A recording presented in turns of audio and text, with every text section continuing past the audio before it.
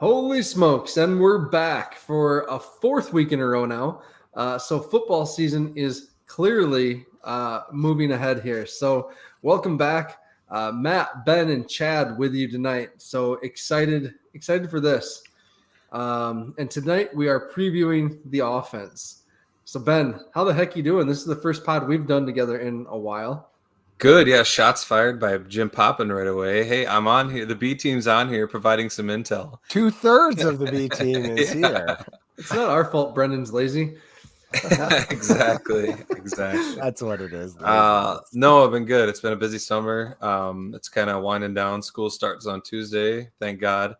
Yeah, ready to get into Jackrabbit football season. All right. Chad, how are you doing tonight, buddy? Yeah, well, still got the squeaky chair. Nothing to avoid there. No matter losing weight like I have, it still squeaks.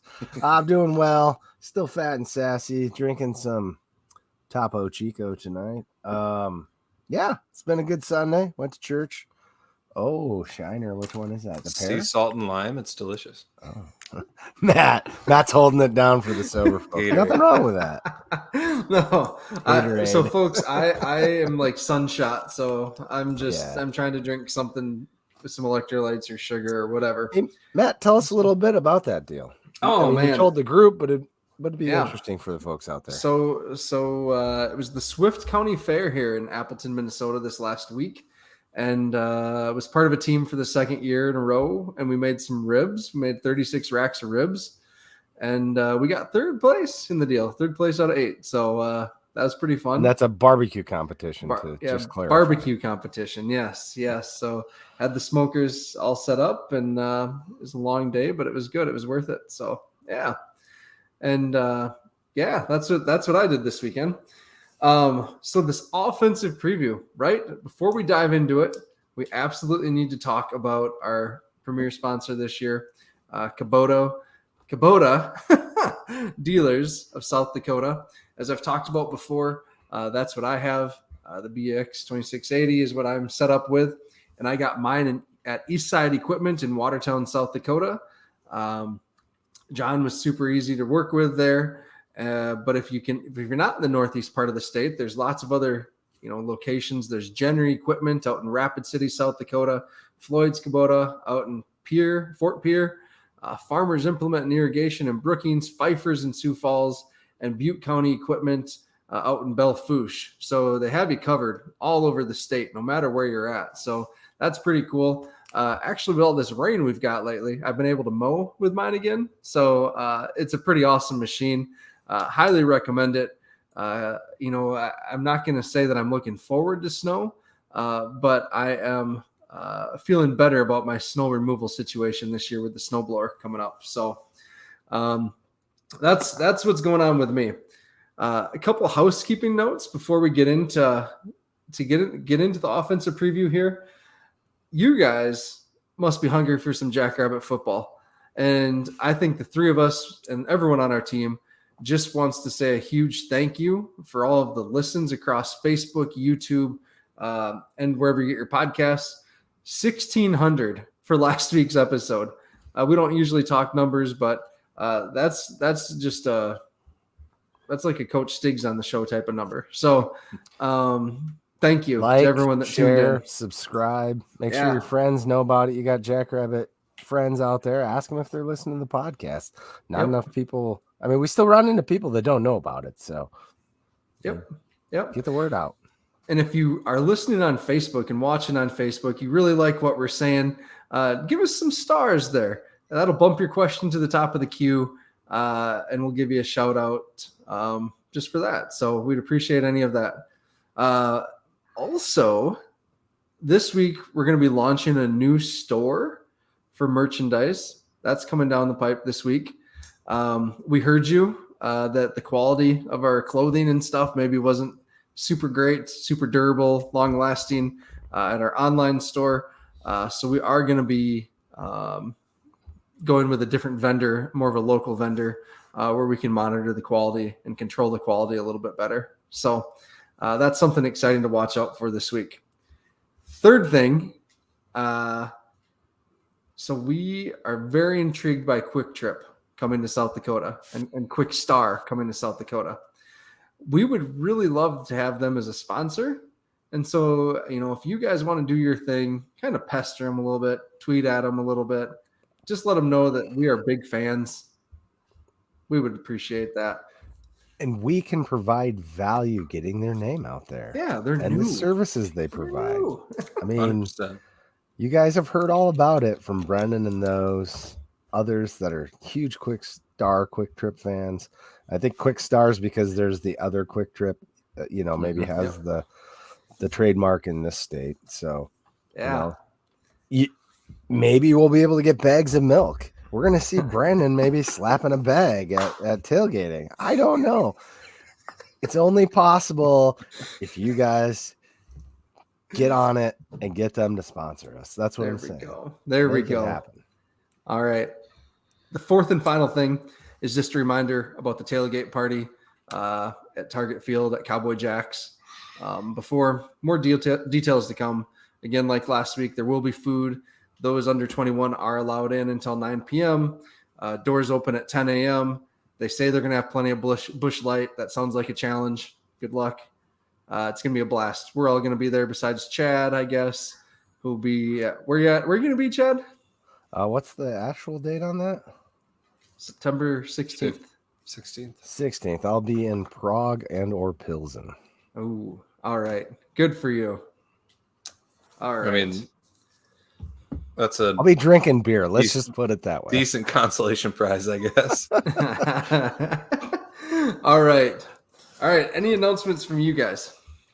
I do have beer set aside that was purchased by one person that maybe has a faith leader title. You might know him from the Wax Sun Weekly podcast. Oh, he has acquired some ears up via me that he's going to share with people at our tailgate come the Montana State game. So to answer Mr. Marshall's question, if you're going to be there for the Montana State game, I bet you could talk Rev into giving you a beer. If not, I got one for you, bud. Yeah.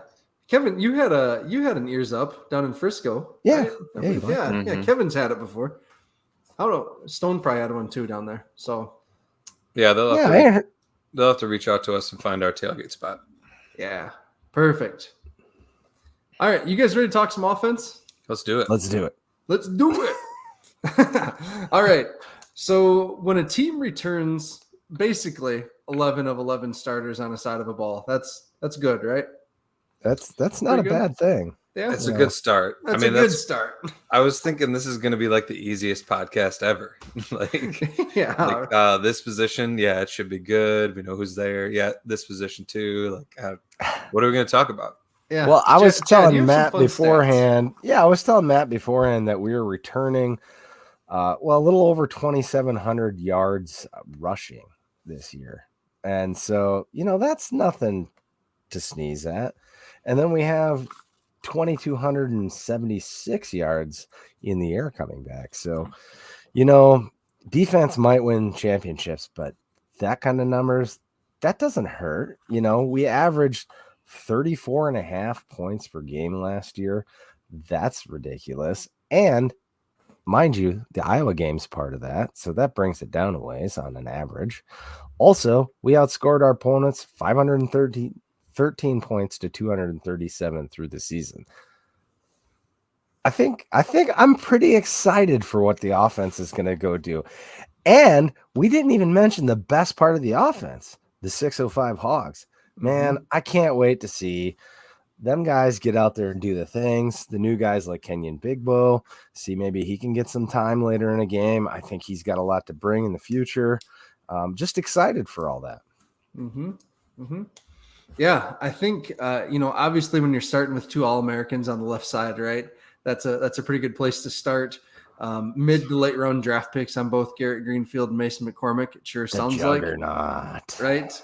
And it depends on who you talk to. When I talked to Coach Olson about this, he said he's heard from both scouts both players that, maybe Garrett could be the higher pick. Maybe Mason could be the higher pick. Maybe Mason's a top 3 guard in this year's draft. It's really all over the place on these two. We know from their social media, right, that they spent time at like offensive line, big boys camp or whatever, with some of the best prospects in the country.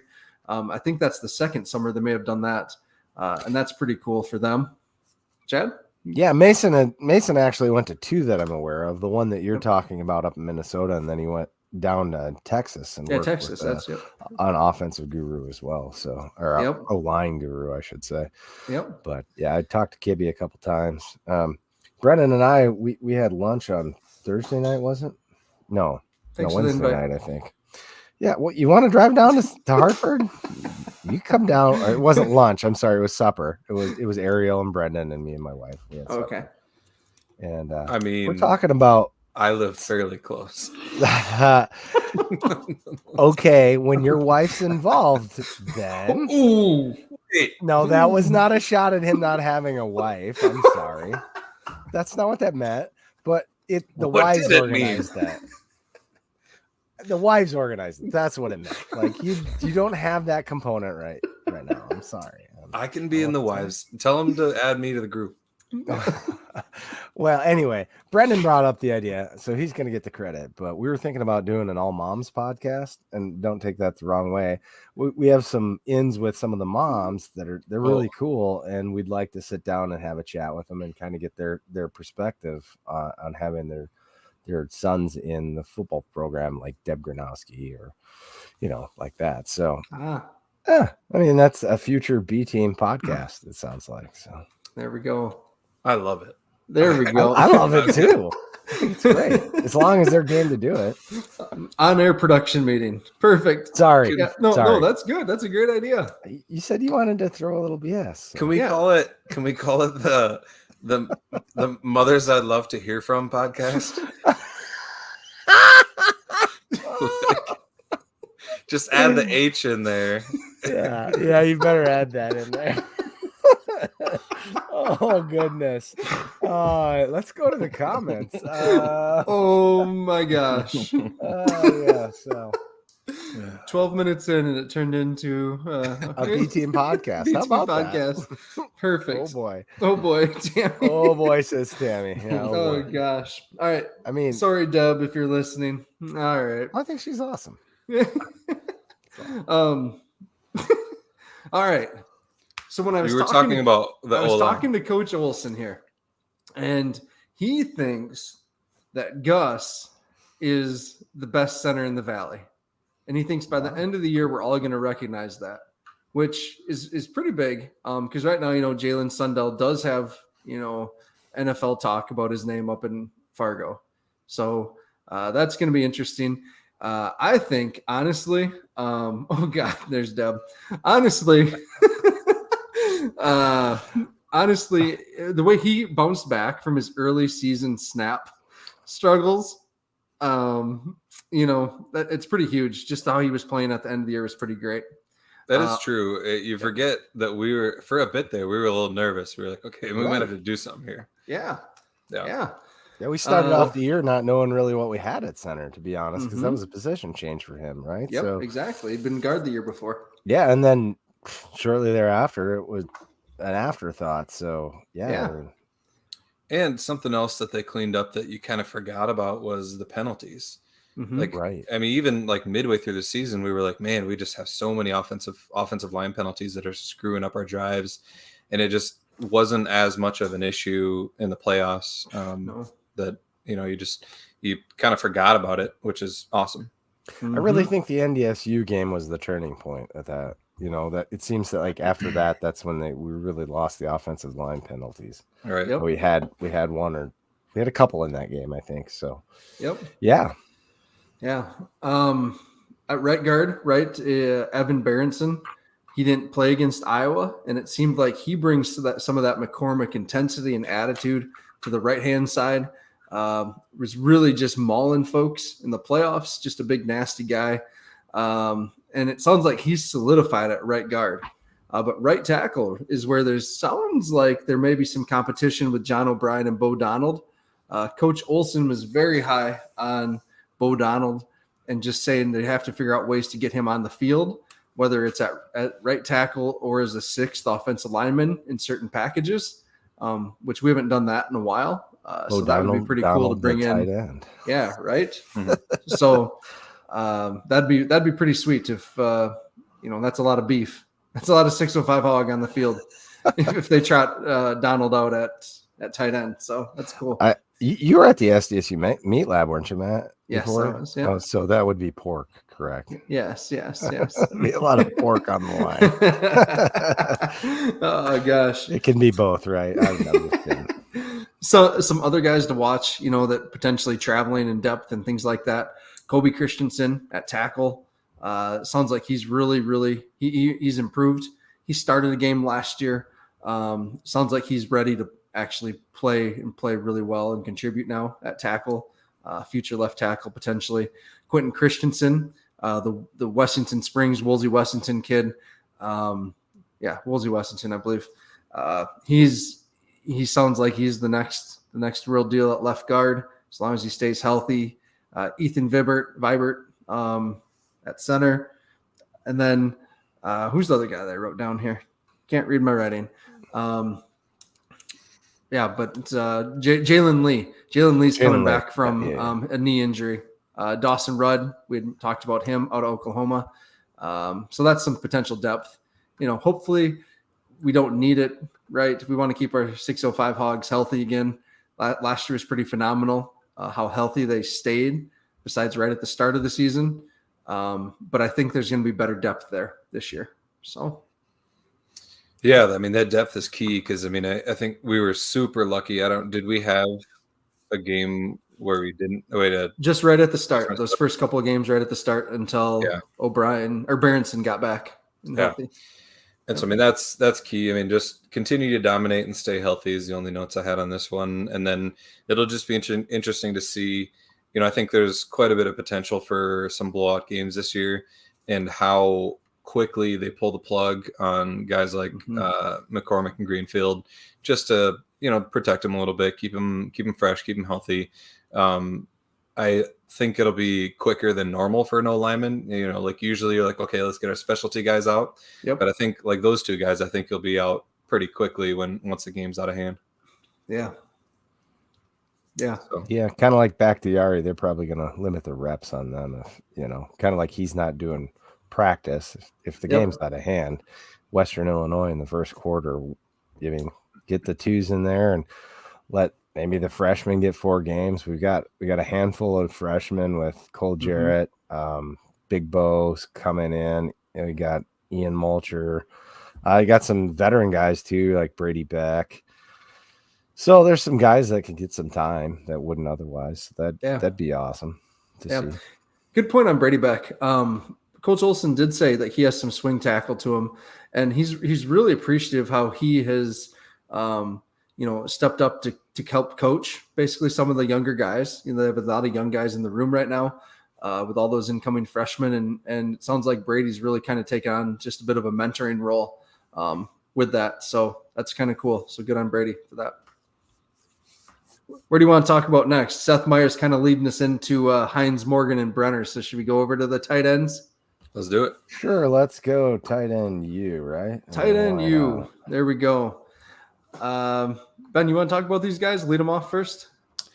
I'm just looking forward to seeing Hines shine. It was he did a great job while Kraft was out, and then once Kraft comes back in, he's just kind of our second guy there. But I think he has the potential to have a huge year.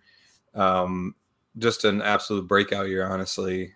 He has shown so much growth over the years, and I think he's poised for a big year. Outside of him, I think Zimmer mentioned in his article, he put out kind of that his assumed 2 deep, and he had Gannon and Alpers listed as his second tight end position. So a couple of young guys, it'll be fun to see kind of what kind of potential they have. We've heard, we've been recruiting really well in the tight end area. For good reason. When you got guys like Goddard and Kraft going to the NFL, tight ends are going to want to come here. And it sounds like there's a lot of star potential coming up. So it'll be fun to see those guys develop. Another one on my list was Gormley. Have you seen pictures of him? Yeah. Oh my, he looks like Zim had a tweet. He looks like 7 feet tall out there, and it's true. Like I saw a highlight video of him, and I was like, man, that kid looks big out there. So it'll be interesting. He's a legit 6'6" and supposedly runs a 4.5 a low 4.5 Just a ridiculous athlete. So that's what I was surprised to not see him on Zimmer's like potential 2 deep list. Yep. And so I mean that just tells you how good of guys we got in the stable, honestly. And I think it's because it sounds like still learning the position, right? Mm-hmm. He's still just growing into it. Right now, like amongst the 3 young guys, David Alpers is probably the most well-rounded, the most that they trust to play any of the tight end positions. It sounds like to me. Grayton Gannon, former quarterback, understands the offense really well. It looks like he's just trying to still add some weight, right? I think he's listed at 225, maybe 230, something like that. 230. Yeah. So he just really trying to get that size up, but they're high on all 3 of these guys. When I talked to Zach, and Zach couldn't say enough good things about these guys. For as the offensive coordinator, I think he's looking forward to featuring these guys someday. But Brody Gormley is just someone that they are just pumped about his future and his potential. And when that like football piece clicks, like, I mean, they feel like All-American potential again with him for sure. So that's kind of exciting. The tight end room we have is so ridiculous. I think back to our recruiting stuff, and the guy that we haven't talked about that really jumped out, his tape really jumped out to me is Davin Stoffel he's out of Wisconsin. Yeah, I mean 6'6", 6'6", 6'7", 6'7". Like Kevin Brenner, we got as a 6'2" blocking guy, as a senior. Lots of riches there, and this position is going to produce. Yep. If not through the air on the run game, traditionally our tight ends have blocked very well, and that continues to pave the way for guys like Isaiah and Angel. Yeah. So I am just, you're great, right, Chad? Thank you for bringing up the 2 freshmen, Stoffel and Newman. Coach Myers was just pumped about these guys to finally be working with them. When I talked to him, these 2 just sound like phenomenal kids. We actually got to meet Newman, his dad, his parents in Frisco, which was cool. And then it just sounds like these guys are just terrific athletes. And we've talked about that a little bit with Stoffel specifically, winning the Art Toon Award, which goes to the top receiver tight end in Wisconsin. It's a huge, huge award. And he's up from where Brendan's from, kind of middle of nowhere, Wisconsin. And just, a 3-sport standout. His dunk highlights and basketball are insane. Baseball, he won some giant baseball award in Wisconsin this year. So really just a pure athlete, and one of those kids we're fortunate to get, right? So yeah, excited for his future too. We did miss out. Yeah. Go ahead. No, I would go ahead, Ben. I'm sorry. I was just going to ask, just to keep track of all these young guys, you talk about guys like Gannon and Alpers and Gormley. Are they all in the same class, or how? They were all in the same class. Yep. That's crazy. Yep. Yeah. Alpers was a walk-on, but they're all in the same class. Yeah. So. And are they like being a 6'6", 240 walk-on and tight end? Yeah. Yeah. Right. And did all 3 of them redshirt last year? Yes. So they did. Okay. Yeah. Yeah. So it's kind of crazy having that many guys in one class, but yeah, that's a really dumb question that come into mind. If you redshirt, do you still get 4 games? No, that doesn't work. Never mind. Sorry, I'm thinking out loud. We did not touch on, however, the new recruits coming in on the O-line. So could we maybe back that up and talk about like Will Papke, who's my aunt's nephew? Yep. Go ahead. Right. Tell us about that, Matt. So, all right. Obviously, Kenyon Big Bow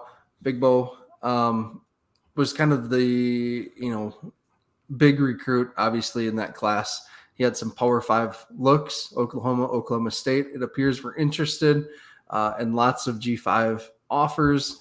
So that was a huge signing day win for us. coaches weren't expecting him that day to commit. So it was kind of a surprise when he called, I guess, and said, "Hey, I'm in." And he's all in too. He's all in. Yep. So again, you mentioned him, Chad, 6'5", 305, big boy. Cole Jarrett out of Omaha, or Papillion, Creighton Prep, a great program. Undersized, right, for a center, and that's typically where SDSU, our centers are undersized typically. He's 6'1", 295, really a smart, high IQ football player. Was second team All Metro down there in Omaha, Lincoln. So that's pretty cool. Good player. Ian Muchler and Jackson Kirsten out of Illinois. Players I think were these two. These two were in the first class or first signing period. Big, nasty physical lineman, all-state lineman in Illinois. And then Papke, Olson actually talked about his movement skills and versatility. Very athletic.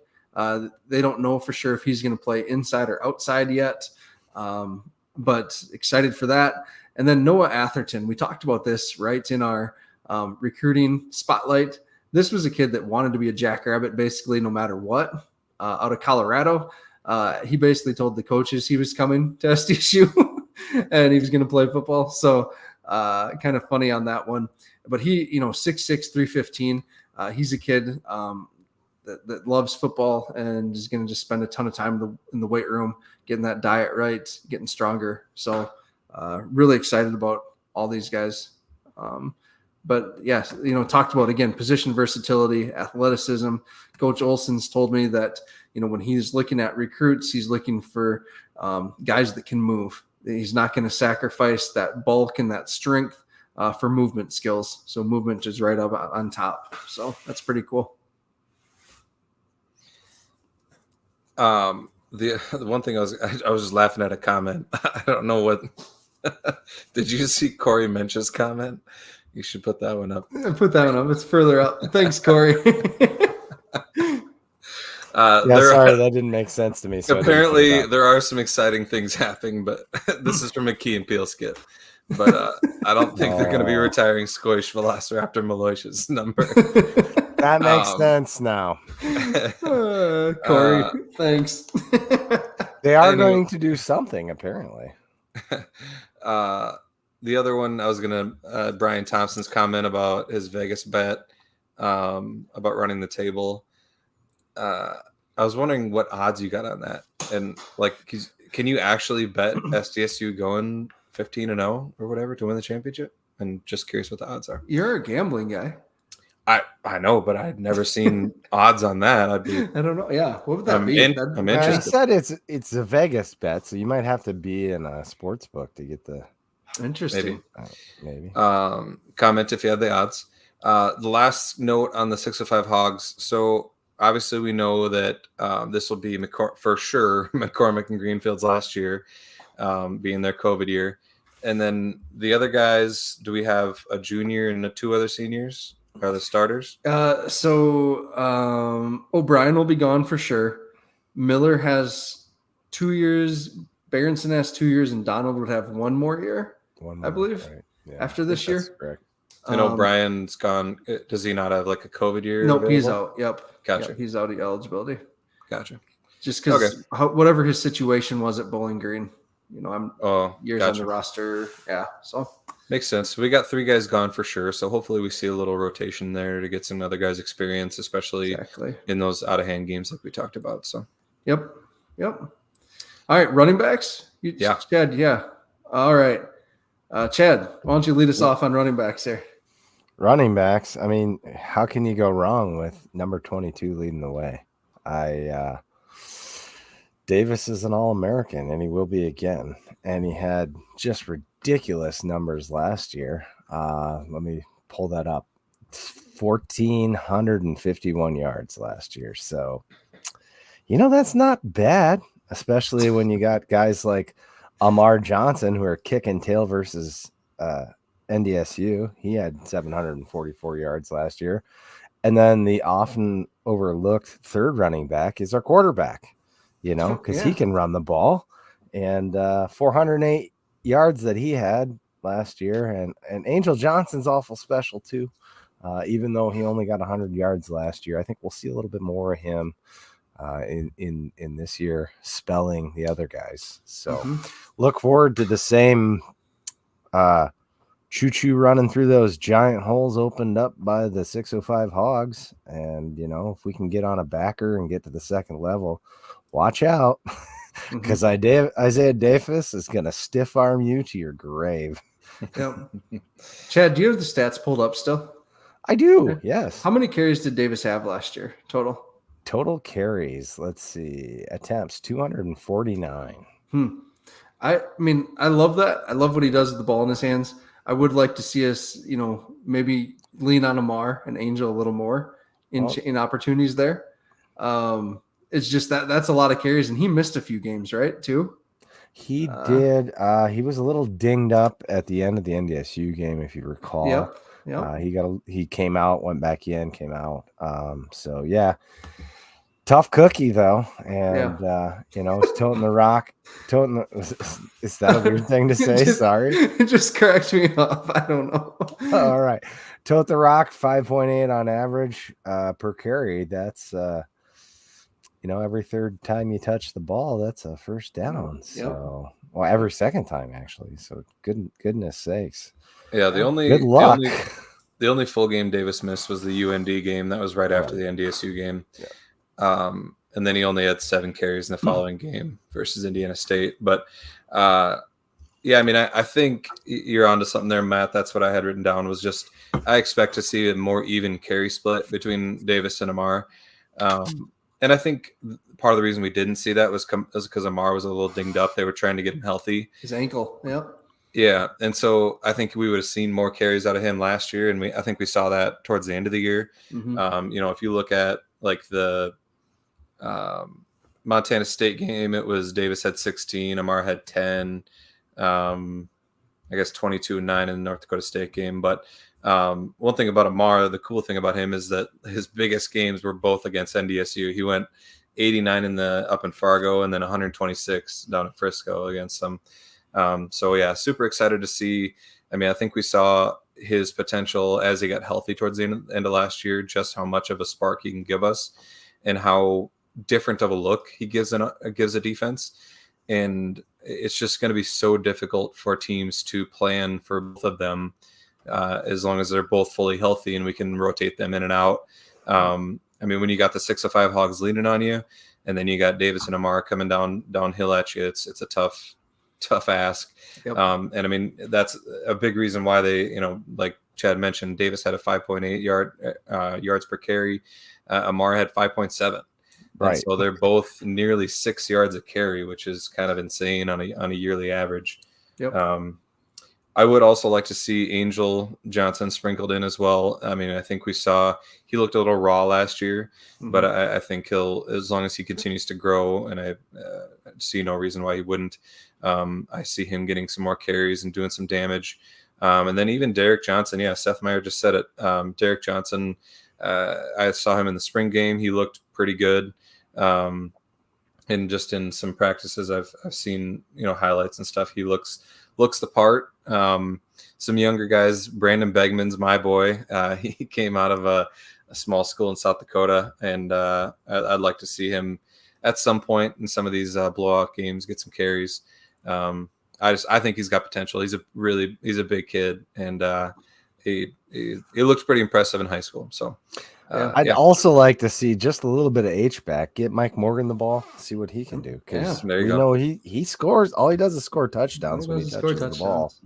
So all right, Chad, you might want to take your headphones off just for a second. I'm about to say a curse word.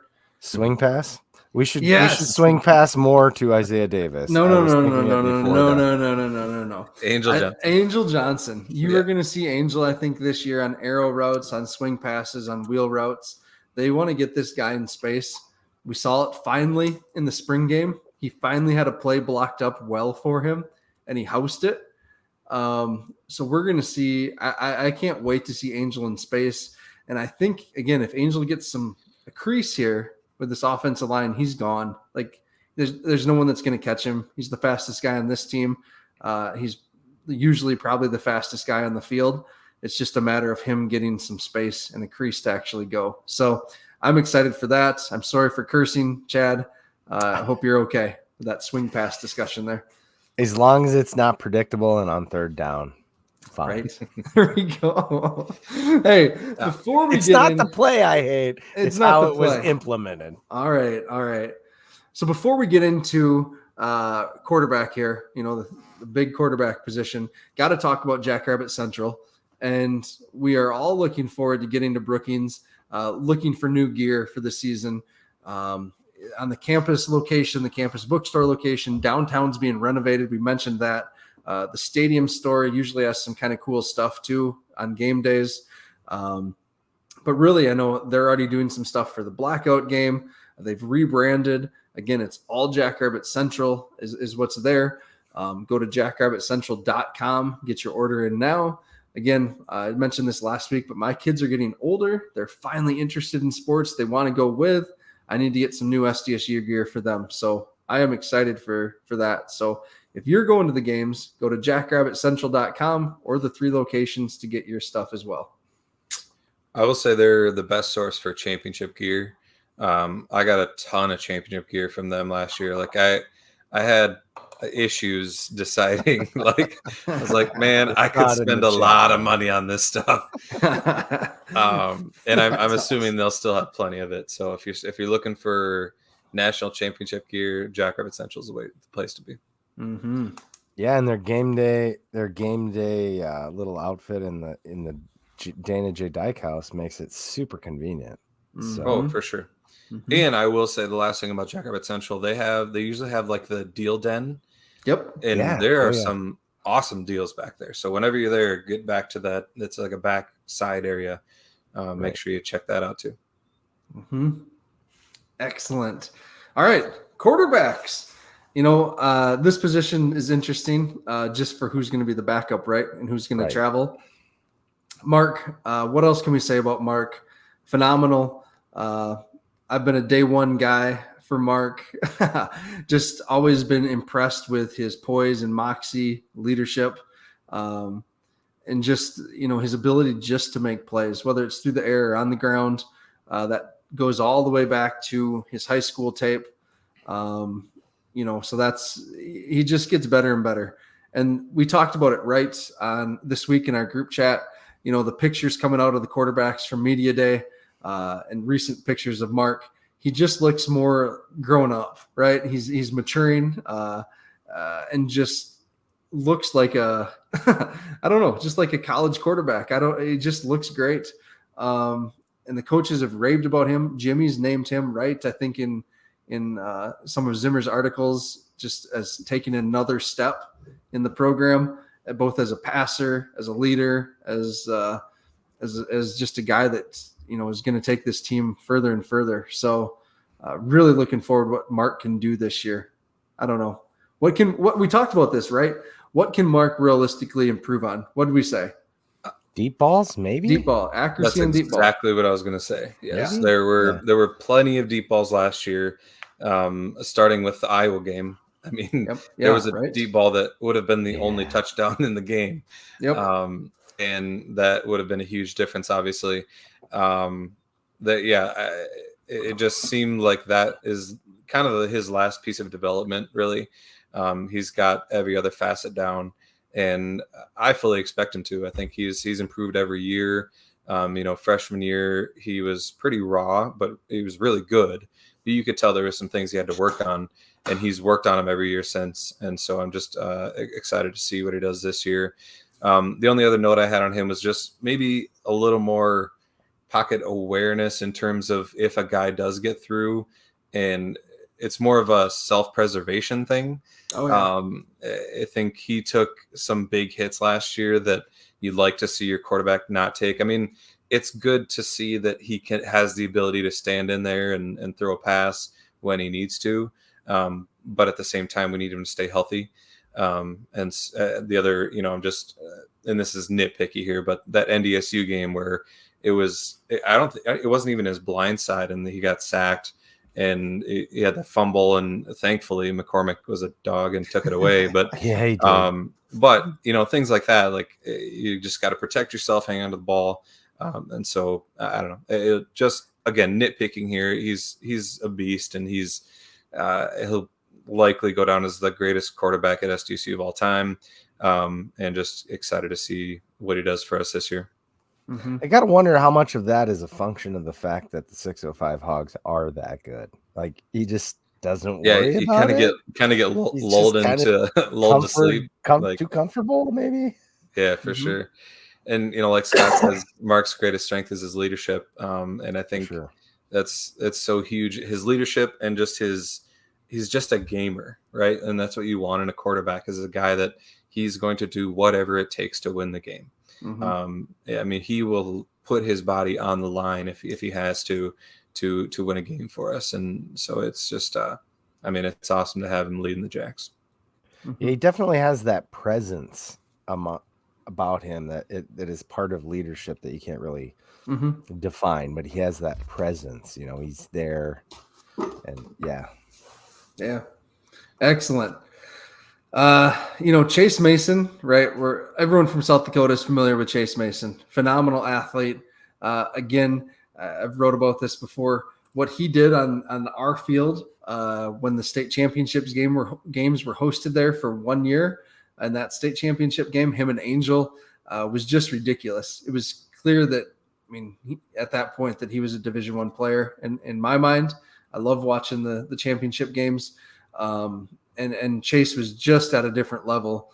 Obviously, senior year, knee injury, deciding to go the baseball route to Nebraska, and then coming back, getting hurt in the spring of 2022, missing all of last year, and then finally getting to play football again this spring was huge for his development. And so, it's hard, right? It's a player who played 9-man football and then was away from live action for 2 years. We all know Chase is a ridiculous athlete. It sounds like he's progressing as a passer, progressing in the offense. But again, that's a long time to be away from competitive football. So I'm really curious to see what Chase looks like with some live action reps, hopefully in mop-up duty against Western Oregon, against Drake. Those are going to be really interesting snaps in my mind at that point. 100%. And I think, depending on what he shows in those, I think that we could definitely see him in games that matter, even coming in to spell Mark as a running threat and a potential passing threat too. And just I think you saw us really protect Mark last year throughout most of the regular season and not implement the quarterback run, which is great, but it's also something that I feel like was missing for part of the season. You think about games like UNI or something like that, where it's like, it was ended up being a really close game. And is that something that we could have also had as a factor that, they would have had to account for. And so that's what I'm excited to see Chase bring to the table. And I think you see that a lot in college football, is kind of that second quarterback coming in, being that running threat. To again, just not have your main quarterback take those hits. I think he can be definitely an X factor for us. Yeah. Next guy, I anticipate to be the number 3, John Bell, out of Illinois. John, really a fun passer, huge arm, former walk-on, earned a scholarship. So that's pretty dang cool. And John's taken a lot of reps the last couple of years as well in spring ball. And again, just really someone that's really grown in the offense, according to Coach Lujan. They trust and really is competing with Mason for this second job. So it's kind of cool. The other guy to mention, right? We have the 2 other quarterbacks, and one is the Jack Ammer from Arizona, a lefty, which was the last time we had a lefty quarterback? I don't know. But anyway, 6'3", 225 on Jack. And you look at that quarterback team photo, and he's built. This kid he looks like Mark body-wise. And so that's kind of cool. Watching his tape from high school, I can't speak to the quality of competition, but his offensive line didn't do him a lot of favors. He was running around like crazy, making plays. with his feet and doing a lot of being mobile in the pocket, making some big time throws. So interested about that. And then last year's freshman, Jeff Becker out of Indiana, he was Scout Offensive Player of the Year last year. And asked Zach about that. And he said that Jeff really did a good job of learning the plays from the other team and running that offense, making big time throws, has a lot of arm talent. Obviously now needs to spend some time learning SDSU's playbook and really growing the offense in that way. But a bright future for him too. So. Sure. Dallas, to answer your earlier question, are we going to have a decent offense this year? I think the consensus is that we'll be all right. And then he asked, will Jimmy push the tempo and mop up duty to see where Chase is at? And translated, will we Pine Bluff anybody this year? It'll be interesting. I mean, I know we all knew that Stig would never Pine Bluff anybody again. Jimmy, I don't know. He's the kind of guy, he might just be like, hey, stop us. We're developing guys. We're not going to stop just because you can't stop us. So I think there's potential that we could see a little more, burying teams a little more in that aspect. Yeah. Thank you, Chad Bowles, for giving some more information on Jack Ammer there. Played big school in Arizona for him, played a tough schedule. So thanks, Chad. You're our Arizona expert down there. All right. Should we talk about wide receivers? That's the last group, right? That's the last group, yeah. All right. But before we get into wide receivers, we need to talk about Culver's of Brookings and Watertown. Ben, I don't know. If you were to make a cement mixer right now, what would you put in it? Probably Reese's peanut butter cups. Okay. Trash. No second Big topping? Reese's guy. No. Just plain old Reese's. Culver's custard is so good by itself. You don't need to do that much to it. Especially their, flavor of the day is always a great option. I will say, now you're talking flavor of the day. There was a peach something or another that I had that was cobbler, like the peach cobbler. Yeah, it was like it was something amazing. It was the best dessert I've ever had.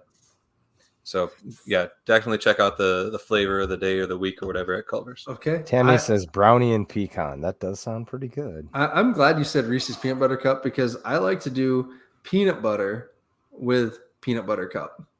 Oh, there you go. Yeah, you get that extra for my peanut butter lovers out there. It's pretty good. Not me. What would you do, Chad? What would you do right now? I mean, Kit Kat and Twix, brother. Yeah. If we can have anything. I love candy, but yeah, if you were don't Dallas like and peanut butter. I don't like peanut butter. If anything, peanut butter, it's going to be Butterfinger. Okay. That's not peanut butter, is it? No, it is not. No, it's not. No, hold on. I agree with you 100%. But my wife the other day is giving me a hard time because I don't like peanut butter, and I like Nutty Bars, and I like Butterfingers, and she's like, "Those are peanut butter." I'm like, "No, that's like peanut flavored sugar. It's Reese's Pieces are good, but Reese's peanut butter cups, total trash. I hate them. The small ones are okay because the chocolate to peanut butter ratio is much better in favor of the chocolate. So, I mean, that's just me, brother. That's just all right. Fair enough. Our friend Aaron says the Holy Grail, turtle. Yeah, so, yeah. All right. Hold on. One last thing on Culver's. Did you see I invited Stan Becton? He did like some burger ratings on like his Facebook page or his Twitter page. He runs the FCS, the NCAA FCS account. He's one of their writers. And if he ever comes to Brookings, we got to get him to Culver's. So I offered to take him to Culver's to let him try a Butterburger, to get him a cement mixer, just so he can put that in his rankings because he's never been. So it didn't appear. And he had all sorts of other junk there. So onion rings. I will say I went to Culver's direct competitor, like the one that is most like them in Sioux Falls, just because it was the closest thing. We were in a hurry. I had to get back for this. Okay, fair enough. But overall, Culver's is better. So that's the point. That's the point. You can't beat their custard. Nothing comes close. That's what he's saying. I mean, even That's the awesome. burgers and the fry, like everything, it was all better. It's yeah, all the burgers better. are great too. But... All right. Thanks for sharing all your favorites, everyone that participated in that. That just makes me happy. All right. Wide receivers. So this is the mystery group. So if you've hung around this long, thank you. It's way less of a mystery. Is it a mystery? It's way less of for a the mystery than it twins? could have been. Yeah, but Well, it's the most mysterious on the offense. I'll agree with that. Can you imagine like how it would be a very interesting conversation if the Yankees would not have come back? Yeah, Correct. yeah. Like, but those other guys wouldn't have left likely if they had come back. That's true. Who are those guys? AJ Coons, Canyon Bauer, Tyler Feldkamp. Yeah. And obviously Landon Wolf graduated. So, yep. Feldkamp ended up at Campbell. Canyon Bauer is at Augie. And then Coons is at Western. Illinois. Yeah, Western Illinois. Correct. So, yeah. So my condolences to AJ Coons. Yeah. Yeah, right. Which again, I said this on the conference preview show. Their wide receiver coach had a tweet out 2 weeks ago looking for wide receivers. So good luck. Good luck, Leathernecks. Speaking of Culvers, Jim Poppin asks, how many 50 butter burgers are we going to have this year? And that is a fantastic question. Save that for the B. Write that down. That's a B team thing. Save that for B team. Okay. We're not going to answer it. Sounds good. Sorry. We're not going to answer it right now, Jim. That's a good B team question. I did laugh when you were trying to, I don't remember who you were trying to explain it to. But you were like, a butter burger, and then you had to explain the whole thing. And 50 Just butter watch burger. the B team long enough, it'll make sense. Oh, that was on my radio thing, wasn't it? Like my local radio. Yeah, that's what it was. You're like, it started as a joke. Yeah. And then you quickly realize you're like, well, there's a lot of context behind that you probably aren't going to get. Yep. All right. So we have the Yankees, Jackson, Jaden. We can debate forever which one's better, which one's faster, which one runs better routes, which one has better hands, whatever. Doesn't matter. They're both on our team. They're both pretty dang special. Jackson, maybe statistically over his career, or not maybe, he does statistically over his career have better production. Jaden, maybe the last couple of years has been more of a deep threat. Who knows on that? But I don't know. I'm excited for both of them. Grateful they both decided to come back. We know that the punt returns are always exciting, no matter who's back there for that. We never know for sure what's going to happen. Could be great, could be terrible. So we'll see. I am excited on that for punt returns potentially this year with Kai Ode Jr., the transfer from Colorado State. Sounds like he has some real world-class speed and a chance to contribute there in the return game this year. Anything you want to say on Jackson or Jaden, guys? No, just that, again, thankful they came back. It's so awesome that, the local South Dakota boys, I mean, they just to see guys like that have as much success as they have. And really, they're preparing themselves for the NFL draft. I think they both got NFL draft potential, and they'll only be able to increase that this year. I would love to see, we talked about Mark being able to hit the deep ball. I would love to see them both connect on some deep balls and break away from some guys. But no, it's fun to watch them every time they play. Just from their, it just seems like they're really, really hard to bring down. Mm-hmm. That's like one of their underrated aspects is that they just do not go down easy. And that makes it really hard on a defense. Yeah, and I think every year we've seen them get a little better and get more polished at the wide receiver position. So, yeah, just looking forward to one more year of them. Mm-hmm. They also block like a Mack truck. Oh, 100%. So yes. Yeah. Yep. They are some of the best blocking wide receivers in the FCS, if not the best. Would like to shout out Ryan Gronowski. Hey, buddy, the #1 fan of SDSU, and Mark Gronowski, his brother. Dude's awesome. And thanks for watching, bud. We appreciate you. Hey, Ryan. All right. The only other returning player that contributed last year that really saw the field was Devin Cole Jr. It's the hat, Jesse. Thank you. And got a little white in the beard. It's certainly not the Bush Light. Oh gosh. All right. These B team shenanigans here. So Devin Cole Jr. Had I think one catch last year, but did start to come in more on certain packages last fall. Really a good blocker, tough player. Even though he's undersized, going to look to fill that slot role potentially this year. We'll see on that. Have some interesting guys potentially pushing him for some playing time. One being Marcus Preston, the transfer from UND. Marcus is interesting. His first game, I believe of his career, maybe second game, was against us during the spring COVID season. And that was his best game probably of his career. He's kind of just had a disappointing, stretch of games there at UND, entered the portal about midway through last season. It's someone that we actually looked at in recruiting before he went to UND. So that's kind of exciting. UND fans, when I talk to them, they think Marcus is a great kid, great blocker, selfless player, maybe someone that just didn't, click with the offense up there. So it's kind of interesting what he's going to be this year.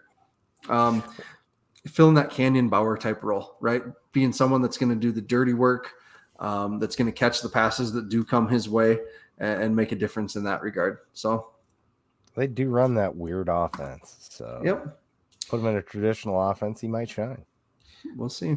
He was another guy that I was surprised wasn't named on the Zimmer's Too Deep thing he put out. Mm-hmm. I saw that as well. He put after the Yankees, the likely guys being Cole or Wilde, which we'll talk about him. But I was surprised not to see Preston listed on there because I figured, I think. Because he's technically a junior now, is that right? He has 2 years left. Yep. Right. So he's got some reps under him, and I'll be interested to see if he can make a difference on our team. And then somebody asked, is Wilde redshirting? I don't think so. I mean, I would think if you watched any highlights from him last year, he looked like he was ready to go last year. And now he's had another year of development. Yeah, I mean, he is so fast. I would be very surprised to not see him make an impact this year, just because it's hard to keep a playmaker like that on the bench. And so I fully expect to see him get some reps. At some point, though, I mean, it's going to be hard to get all of this talent the ball, and like the good thing is I feel like we've got the type of guys that we have. I don't think we're going to have a problem with people getting angry if they're not getting as many touches as they'd like or whatever. But it's just an embarrassment of riches over on the whole offense. But even at the wide receiver position, obviously we got the Yankees. You mentioned Cole, and then Preston and Wilde, I think, are probably the most likely contributors at wide receiver. You think? Hearing Graham Goring as well. He had an awesome spring. He got that long touchdown in the spring game, and then he's had an awesome summer. It sounds like fall camp has gone just as well. You see him in a number of the highlights as well. What's his number? 12, I want to say. Yep, 12. Yeah. He's from Iowa City, right? On a lot of the highlights for some reason. Yeah. So he's showing up a lot. Zim's wrote about him just a little bit too on one of his articles. So that's kind of exciting to see Graham Goring, who I think is a former walk-on out of the Iowa City area. Just really having a nice, really, really progressing. We talked to him at the scholarship banquet a little bit, Chad, and really a great kid, it seems like. So that's exciting. Again, some players to think about for future. We've talked about this a little bit. Kai Ode, really excited about Kai. Just the speed. Again, Colorado State transfer, missed his whole freshman season there. Got injured in their fall camp, had some ankle cleanup, it sounds like. Got back and really doing well. Kentrell Pregene. When I talked to Jake Menage about Kentrell, he says we've never had a player like Kentrell before. And it's not like he's going to be the best ever, but his skill set is super unique. The player, when we were talking back and forth, that we thought he was maybe most like athletically was Isaiah Hill, who was here for a couple of years. In the playoff game, Hill took a few end rounds in for touchdowns out of Illinois. He was. But he thinks that Cantrell is actually faster than Isaiah was at that time. So that's going to be interesting to see how Cantrell progresses. And then Joseph Randall, big kid from out of St. Anthony up in the Twin Cities metro area. Gosh, Chad. So Joseph is a big-bodied possession type receiver. Made a shit ton of contested catches in high school. So looking forward to that. I really like him in this class. Joe Roll, Brandon Hubert. I think he's a Brandon Hubert clone. Joe's from Gretna, Nebraska. Missed most of his senior year with injury, but was just dominant in his junior year campaign. So, yeah. Did you mention Elijah Irvin? Oh, yeah. That's our other JUCO transfer. Yeah. So, speaking of contested catches, you turn on Elijah Irvin's highlight tape from community college, and it's contested catch after contested catch. I don't know what that says about his speed and separation, if he's going to be able to separate. I do not know. But the guy has some really good hands on him and some physicality to go up and get the ball. It sounds like he's not in the discussion right now with the transition from JUCO to D1. We'll see if he gets some reps this year. But it didn't sound like when I had talked to Jake, right at that point that he was going to be a factor in the depth this year. So we'll see. And what about our freshmen that we have incoming? We got Joseph Randall. Yeah. He went through the whole list. I'm sorry, I was busy coughing because of this Long Island iced tea my wife got me. I missed it completely. Sorry. Anyway, I'll step up my game later. Dallas made an interesting comment on please redshirt Wildy. If we don't need the depth, let him be a 4-year focus starting next year. Mm-hmm. Maybe, it's tough once you start having the success that we're having and you start having these big recruiting years year after year, it starts to be hard to have guys that can contribute all 4 years. Yep. I mean, you look at, really successful FBS programs and you really only see guys for about 2 years at a time. And it's usually their junior and senior year after they've sat their freshman and sophomore year. Well, I mean, at the FBS level, you got guys that are freshman, sophomore, and then leave for the draft. But the point is, the more successful you get, the more guys have to sit and wait, which is tough for some guys. But I think it's going to be, as we have more success, it's going to be less likely that we see guys contribute for all 4 years just because we have so much talent that, I mean, you can't just keep, pushing the can down the road and not playing them. Yep. And one thing I want to say, I think for most recruits, they need that year to develop, right? Whether it's in the classroom, whether it's in the weight room. Off the top of my head, here's just the players I can think of, the wide receivers specifically that did not redshirt. Okay, so listen to this list. Jacob Brown, Alex Wilde, Canyon Bauer, and Tyler Feldkamp. That's not exactly a murderer's row of receivers, right? Like those guys all came in with huge expectations. Jacob Brown was one of our first 3-star recruits we ever had. In his career, I think overall, we could say it was maybe a disappointment, right? Mm-hmm. So I don't know. I'm with you, Chad, or Dallas, whoever said that. I would love to redshirt him if possible, just to catch up on everything else that's out there. But I also realize, he's been coached by Benedetto, who knows the program, knows what, playing at the FCS level is all about physically, mentally, and we'll see if Griffin can get there. So and he looked like a total man amongst boys in high school. Yep. Not even fair, total cheat code. Yep. Yeah, I mean, if the guy's good enough, he should play. But like Dallas said, it'd be great to keep him out. I mean, maybe he gets his 4 games, and right. If you don't have to utilize him, he gets some play time. Yep. Interesting problem. Yeah, for sure. I guess that's a problem for the coaches to figure out. Yeah. Dustin Perman asked thoughts on Lujan's trick playlist for this year. I don't have anything right now. I don't know. I'm guessing we're going to see Isaiah throw some passes again, right? He seems to like that. So I'm guessing maybe we'll see some, if we do go with like a sixth offensive lineman, maybe some, O-line leaks out into the end zone, things like that. Try and get Greenfield a touchdown. None of the where's the football thing? Like, where did it go? Yeah, right? Statue of Liberty play. Uh-huh. Yeah, we don't really do those kind of. But maybe this year we see some fake kicks or something. We haven't traditionally done a lot of that. I mean, we did see in the title game the little pop pass to Morgan. Yep. Kind of stole that from NDSU's playbook, shoved it in their face. Yep. I would expect that we'll see plenty. At the same time, you may not, because I don't know how many close games there's going to be. But when we need it, I think it'll be there. Especially when, we've talked about how talented our offense is and how many things that defenses have to focus on. When you're trying to keep track of all this stuff, it gets really hard to stay aware for a trick play coming at you. So, I could see him throwing something in there. I feel like we maybe see one in the MSU game. I think they're going to have to be wary of it. Mm-hmm. Maybe. For sure. We'll see. I can't wait for that game. We'll talk more about that game, but man, that's going to be fun.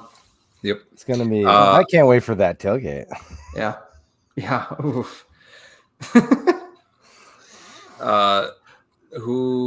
Jim Poppin asked about the B team, when we're going to be on. For sure, next Monday. We're moving our podcast from Wednesdays to Mondays just because it works for our schedule better.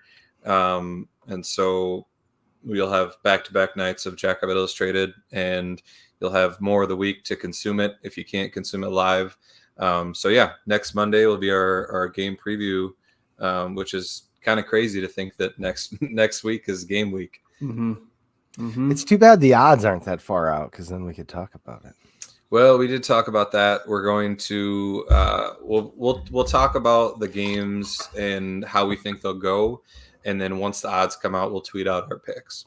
No, I meant the odds for the entire season. Sorry, I wasn't quite clear, but yes, yeah, got it. Yeah.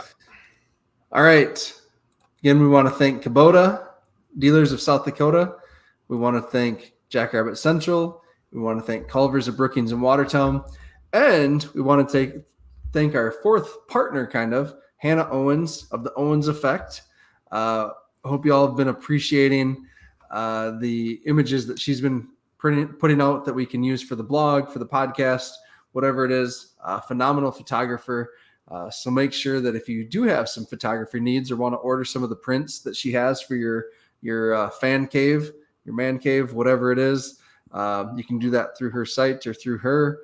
Chad, what's up? I think I'm gonna rename my fan cave.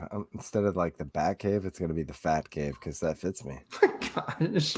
So, all right. How did we get there? Hey, thank you. Popped into my mind. Thank you to the 70 to 80 of you that have been tuning in with us this week. Really appreciate it. This week on the blog, we have offensive previews coming out. And then next week, guys, we're hit our regular season schedule. So, yeah. With that, go big, go blue, Go Jacks. Go Jacks.